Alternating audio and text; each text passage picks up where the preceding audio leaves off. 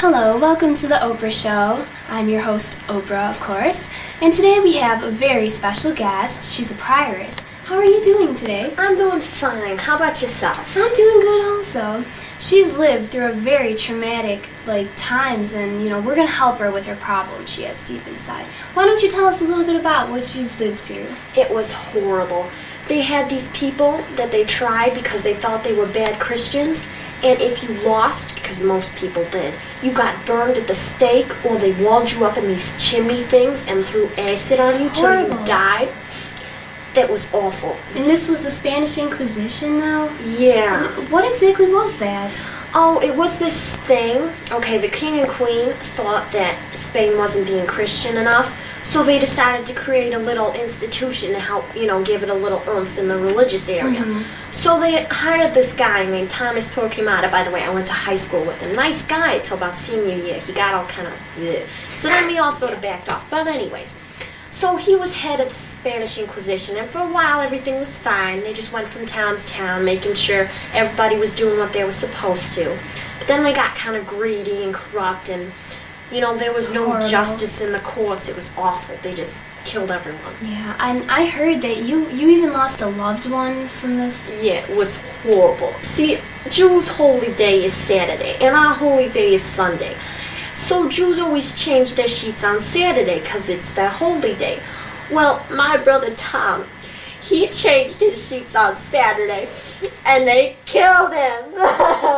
I tell you, what has our society come to? Changing your sheets on Saturday. Ugh. It was awful. And if you were going to be a good Christian, you had to go to the burnings and everything. And I had to go to his, and it was horrible. Oh, I'm so sorry.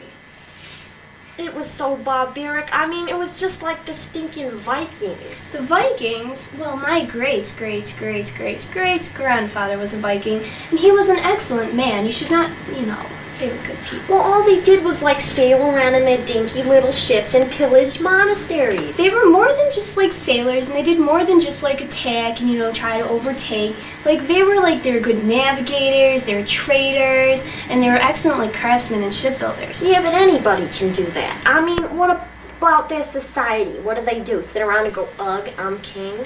Their society, they actually had a society. It was divided into three groups. You had the Jarls, those were the rich landowners. The Carls, those were free men who owned land. And then the Thralls, which I believe my grandfather was a Thrall, but those were the slaves. But anyway, our family, as you can see, we've become much richer. But my grandfather was a slave, and I actually still have one of the outfits he wore. It was these long brown trousers, and it was a tunic red. They were very nice colors. Oh, red is such a good color. I have been trying for ages to get them to change our costumes from black to a decent color. I mean, the Cardinals get to wear red. We wear black. How ugh is black? I'm how about green or orange? But black is one of my favorite colors. Back when I used to weigh 300 pounds, but as you can see, that was my favorite color. But now I can wear these bright colors, and it just looks excellent. Yeah, I know, but if you wear black 365 days a week, it gets all weird and yucky, and it's you never change your clothes. I must have 9 skirts in this color. Yes, but we must go to and the commercial, so we'll green be or back lace to the or show right after something. this. Did you cut?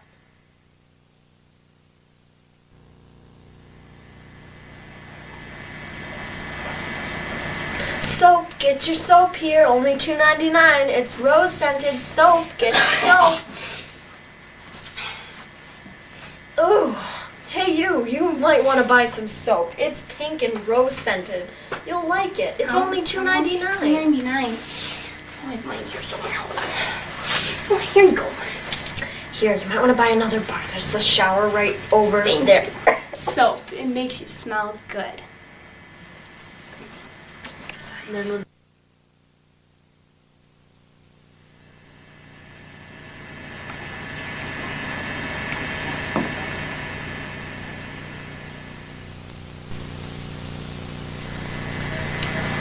Hello, welcome back to the Oprah Show.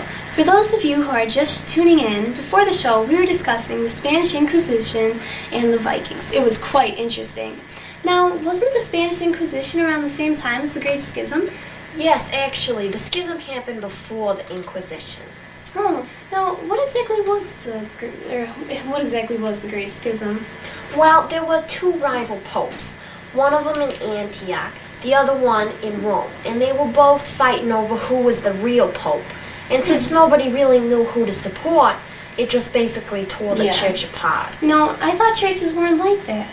Well, unfortunately they are. This is just one of many schisms in the church, but it's really famous because it lasted for so long. Yeah, how did they let, two popes get, elected? And Well, the cardinals originally wanted to elect a Frenchman, but the Roman masses were like, we want a Roman pope, or at least an Italian. Mm-hmm. So they elected Urban VI.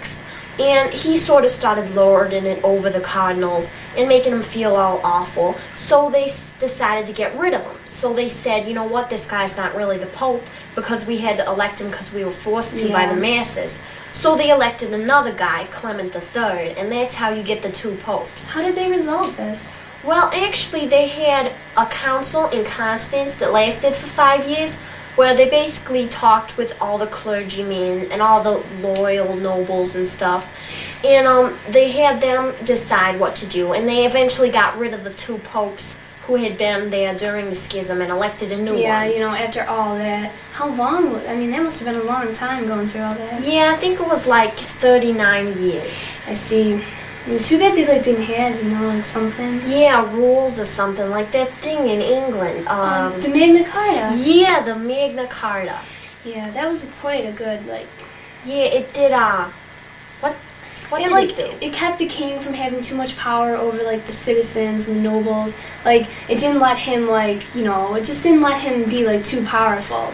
Well, that's good, but I'm thinking, if I was the king, why would I sign a document that made my power less? That just doesn't make sense. This is the interesting part. The barons, they actually came into England and, they literally took over England, and he was forced to sign it. And he ended up signing it, I think it was at Runde. It was it was a field, and I don't know, but if I was him, I would have been pretty mad. So would I. But, I'm sure it helped the people a lot. It did. It was a very good article. I know it made sure that no one was above the law, and it was where the king, he couldn't create taxes without confronting with the people, and he couldn't he couldn't convict someone or put him in jail before he discussed it with his equals, and they had to have evidence this time, because before the Magna Carta they could just throw someone in jail for even if they just had the slightest idea, and actually it protected the Jews and the debtors from the king was unable to seize their land. Oh, that's good. I feel so sorry for the Jews. They're always getting picked on by everyone. I know, those poor things. Well, thank you very much for being on the show today. You. It was my pleasure. It was quite an interesting episode, I do have to say. Now, be sure to join us next time on When Good Food Goes Bad. When is enough enough?